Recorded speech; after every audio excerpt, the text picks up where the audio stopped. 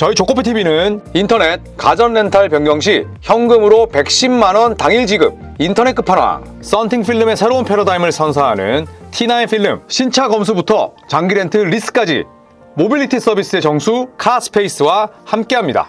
아직도 모르세요? 현금 지원금 110만원을 인터넷 끝판왕에서 지원해드립니다. 내가 내는 월 요금에 포함되어 있어서 안 받으면 나만 손해!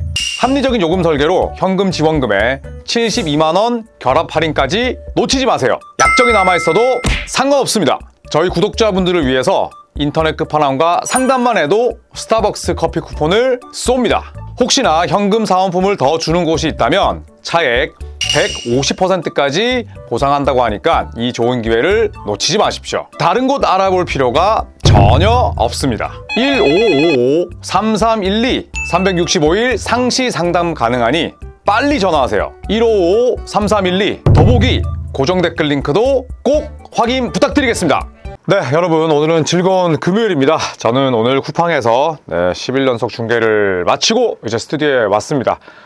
이제 시즌 개막이 제법 또 지났습니다. 각 팀당 8경기, 9경기 정도 치렀는데 벌써 정규 시즌 일정이 10분의 1이 지났기 때문에 현 시점에서 정말 이번 시즌 출발, 생산력, 활약상 최악이다. 이런 선수를 8명 꼽아봤습니다. 최고인 선수는 저희가 매일 최고의 퍼포먼스를 펼친 한 4-5명의 선수를 뽑기 때문에 이번에는 최악의 선수를 꼽아볼까 하는데요. 일단 연봉값을 못하는 선수들입니다. 우선 조엘 엠비드의 이름을 빼놓을 수가 없겠죠. 조엘 엠비드는 1994년생 선수니까 지금 최전성기를 달려야 되는 그런 시점인데 이번 시즌 연봉이 무려 55.2밀, 리그에서 두 번째로 많은데 1위는 스테픈 커리고요. 55.2밀짜리 연봉을 받는 선수가 현재까지 기록이 좋지 못합니다. 일단 출장 비율 자체는 데뷔 때부터 그 다음에 지난 시즌까지 약 51%였습니다. 그러니까 82경기면 한 41경기 출전하고 매 시즌 절반은 들어눕고 있죠. 그리고 이번 시즌 기록은 필리는 5승 3패를 기록 중인데 엠비드는 5경기 22.8분 뛰면서 17.8득점, 5.4리바운드, 3.2어시스트. 잘못 보면 약간은 가드 포지션 같은 그런 기록이죠. 엠비드가 원래 신장 대비 그렇게 리바운드를 잘 잡는 선수는 아니었지만 올 시즌 들어서는 유독 몸을 사리고 있습니다. 몸을 사리지 않고 싶어도 그렇게 될 수밖에 없는 게 너무 느려졌어요. 자, 그러면서 필드골 42.3%, 3점이 33.3%, 자유투만 멀쩡하고 나머지 기록들은 거의 박살이 났습니다. 자, 물론 무릎 수술 이후에 출전 시간을 제한받고 있는 상태이긴 합니다. 그리고 22.8분 뛰고 17.8득점이니까 그래도 역시 출전 시간 대비 생산성은 괜찮네라고 할 수 있지만 건강도 실력이죠. 첫 경기를 제외하면 그럭저럭 볼륨은 채워주고 있는데 하지만 연봉에 비하면 리바운드를 비롯한 생산력 자체가 최악이죠.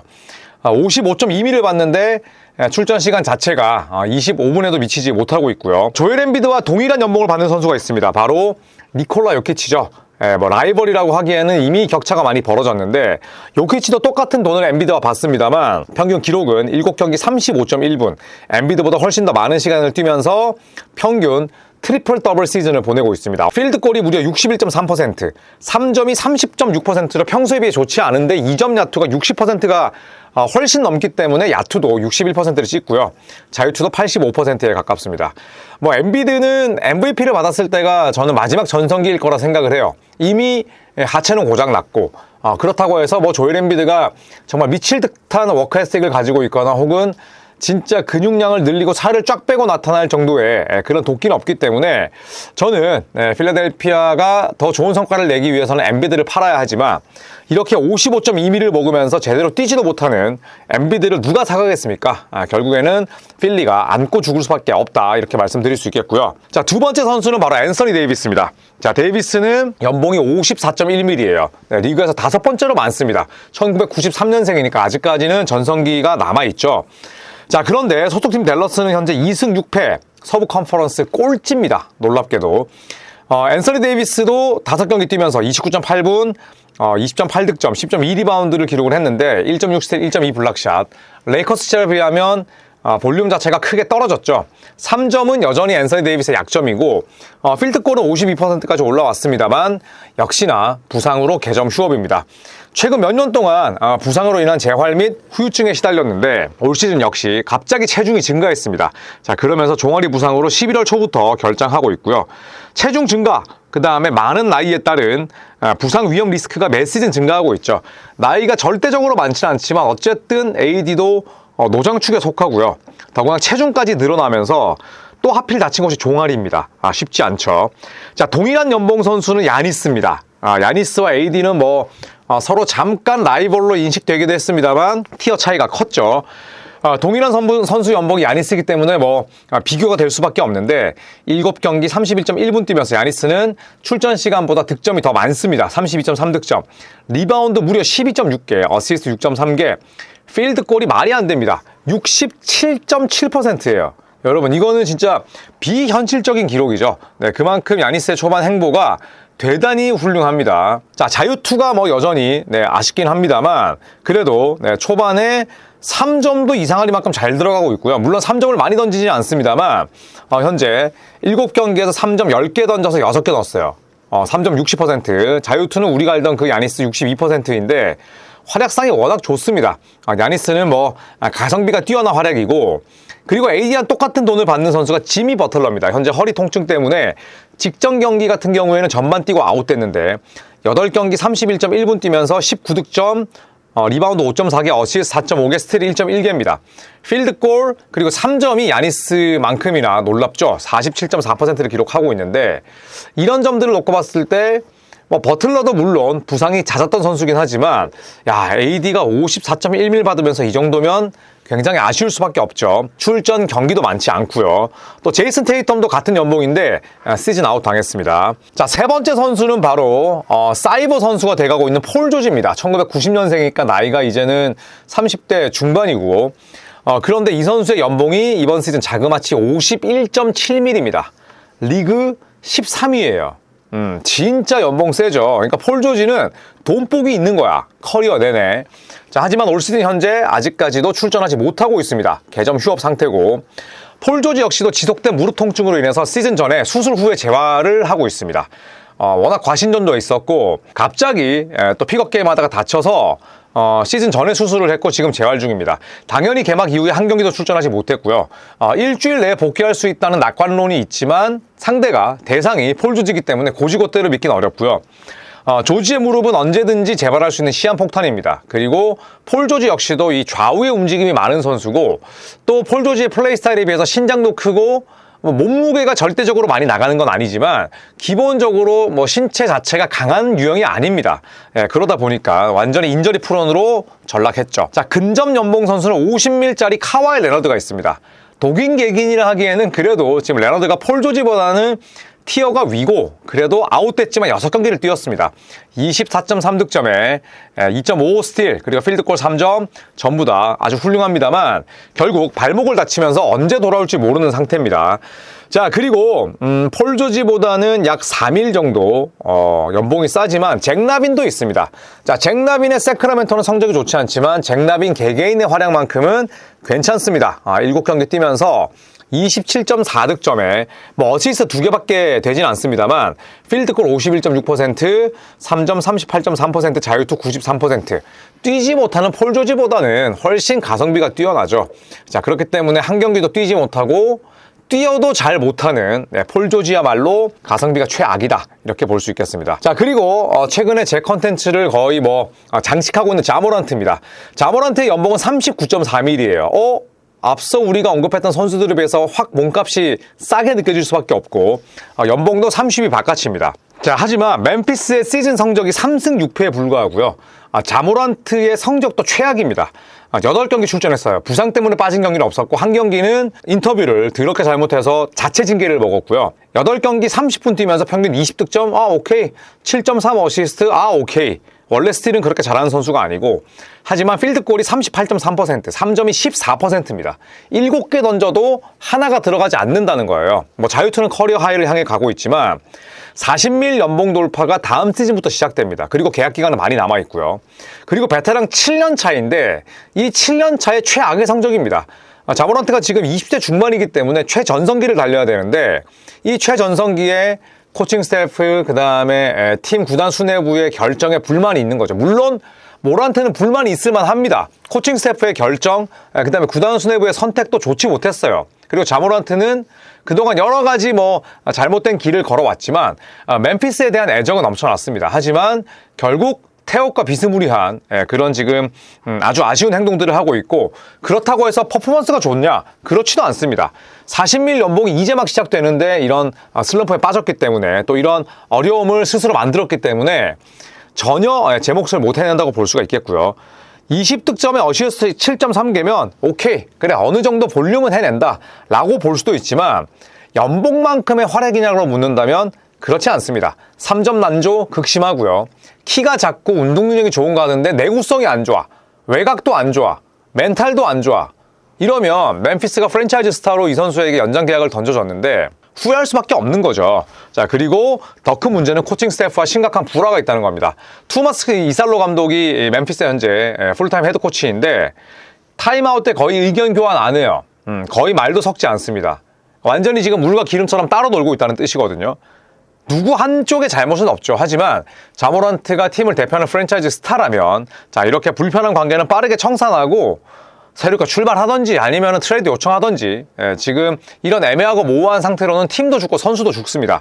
자, 근접 연봉 선수, 일단 이번 시즌 기준이니까 셰이 길저스 알렉산더가 모란트와 비슷합니다. 모란트는 39.3일, 길저스 알렉산더는 38.3밀인데 물론 이번 여름에 길저스 알렉산더가 정말 천문학적인 연장금의 계약을 받았긴 했습니다만 올 시즌만 놓고 보자면 셰이와 비슷합니다. 그 셰이는 9경기 33.3득점, 6.3 어시스트, 1.2 블락샷까지 곁들였고요. 필드골 51.5%.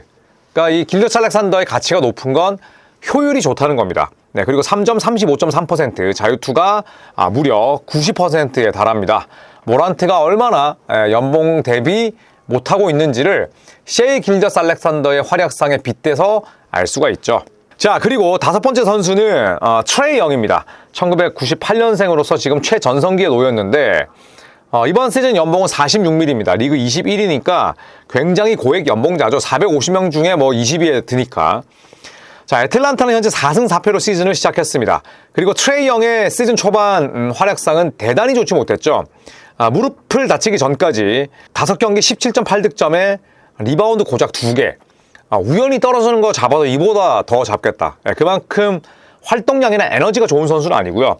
어시스트도 7.8개. 지난 시즌 대비 큰 폭으로 떨어졌습니다.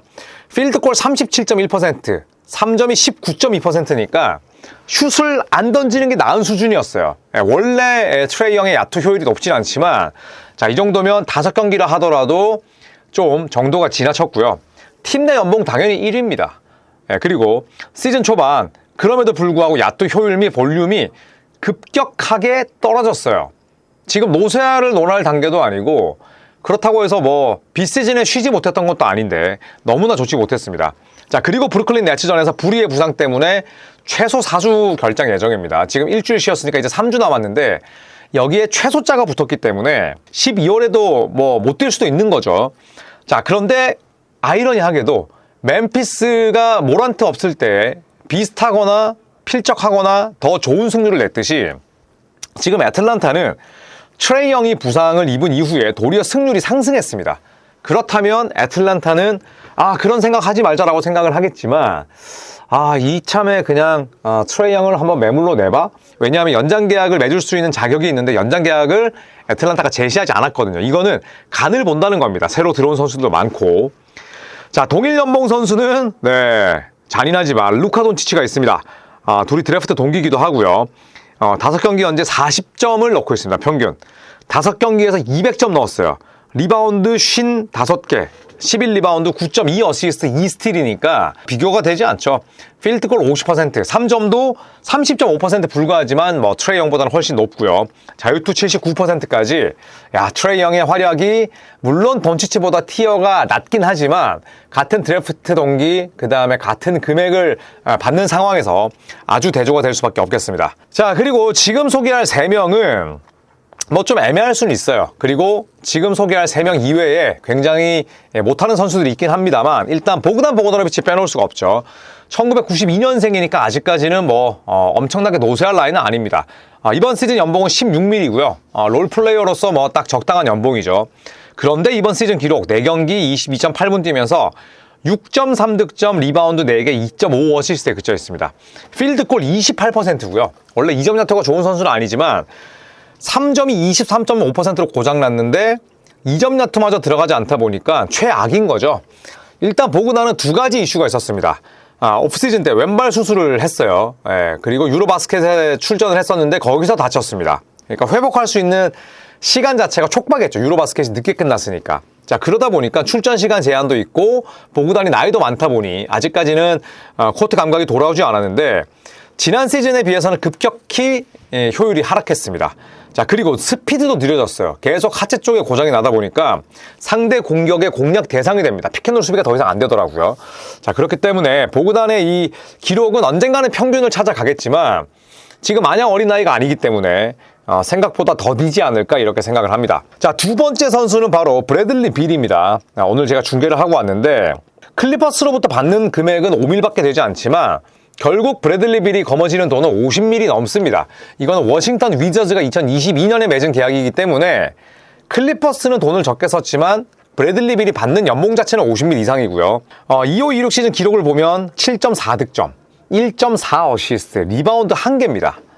필드골 35.9%, 3점 33.3%, 자유투도 못 넣어요. 자, 브래들리 빌이 물론 최근에 허리 부상을 입었기 때문에 코어도 무너져 있고 밸런스도 좋지 않죠. 하지만 받는 돈 생각하면 이거는 뭐 브래들리 빌을 비판할 수밖에 없는 거죠.